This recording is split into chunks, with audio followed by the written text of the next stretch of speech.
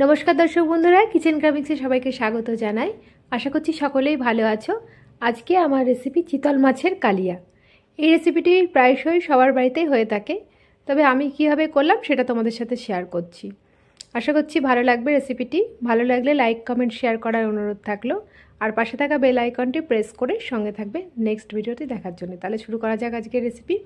আমি 4 পিস চিতল মাছের পেটি ভালো করে ধুয়ে পরিষ্কার করে নিয়েছি, আর নিয়ে নিয়েছি 1 বাটি পেঁয়াজ বাটা, আর আদা রসুন বাটা, আর হচ্ছে টমেটো বাটা, জিরের গুঁড়ো, লঙ্কার গুঁড়ো, ধনের গুঁড়ো, আর গোটা জিরে, গরম মশলা, কাঁচা লঙ্কা।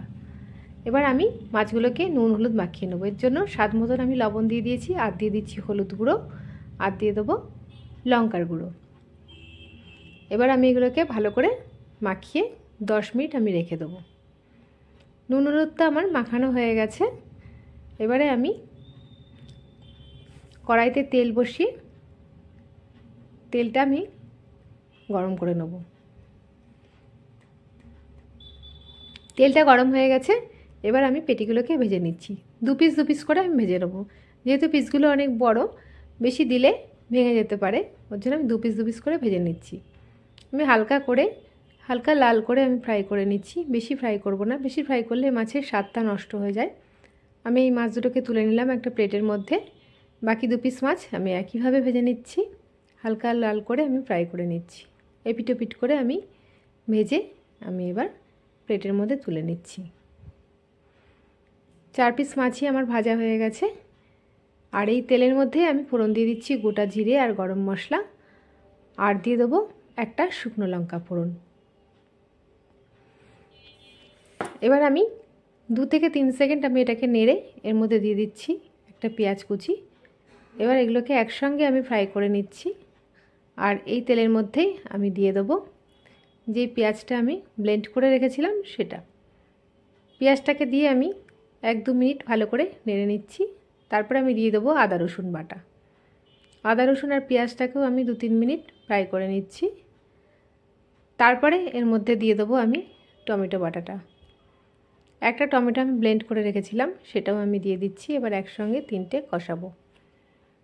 আর দিয়ে দেবো এর মধ্যে স্বাদ মতন লবণ, আর দিচ্ছি 1 চা চামচ হলুদ গুঁড়ো, আর দিয়ে দেবো হচ্ছে 1 চামচ জিরের গুঁড়ো, 1 চা চামচ ধনের গুঁড়ো, 1 চা চামচ রেগুলার লঙ্কার গুঁড়ো, আর 1 চা চামচ কাশ্মীরি লঙ্কার গুঁড়ো। কাশ্মীরি লঙ্কার গুঁড়োটার কালারটা খুব সুন্দর আসে। দেখতেই পাচ্ছ কতটা সুন্দর একটা কালার এসেছে। এটাকে আমি আরও 5 মিনিট ফ্রাই করে 5 থেকে 7 মিনিটের জন্য ঢাকনা দিয়ে দিয়েছি। 5-7 মিনিট পর আমি ঢাকনা খুলে নিয়েছি। মশলা থেকে তেল ছেড়ে দিয়েছে, সুন্দর একটা ফ্লেভারও এসেছে, কালারটাও খুব সুন্দর এসেছে। এখন আমি এর মধ্যে একটু গরম জল অ্যাড করে দিচ্ছি।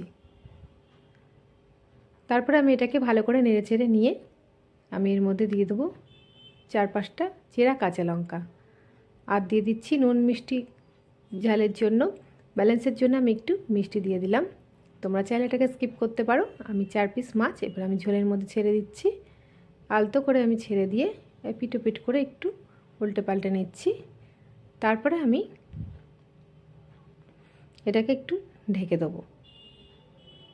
উল্টে পাল্টে নিয়েছি মাছগুলো আলতো করে। এবার আমি 5 মিনিটের জন্য ঢেকে দিচ্ছি। 5 মিনিট পর আমি ঢাকনা খুলে নিয়েছি।